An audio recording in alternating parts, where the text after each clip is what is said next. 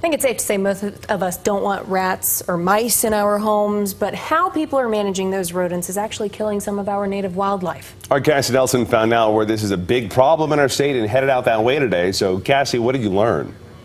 Well, rat poison folks are putting out in Corrales isn't just killing rats. A woman who runs a bird rescue nonprofit says she's received several birds lately who have also died. You know, they're gorgeous birds. They don't do any harm to anybody.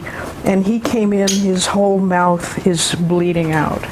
And that's a sign, right? That's the sign, yeah. It was clear to Mikal Deese the moment she received this dead raven a week ago. He shows no signs of trauma. He hasn't been hit by a car. He hasn't run into something.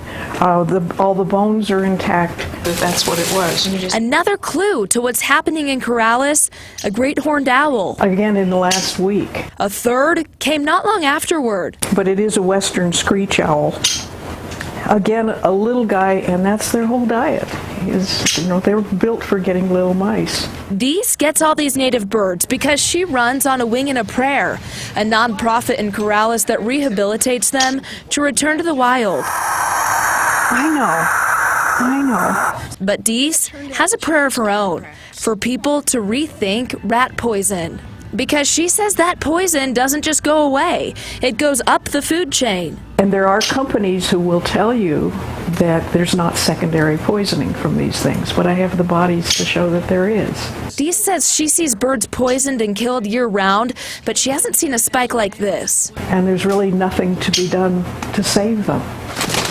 Ironic, because these kinds of birds actually keep the rodent population under control naturally. This is non-toxic organic pest control with wings. And if we're killing them, they won't be there to do that. We're going to have that many more mice. And it's not just birds. Deese says 2 coyote pups in Corrales have also recently died because of rat poisoning. She says go with those old-fashioned snap traps and let the birds live so they can do their job for you. Steve?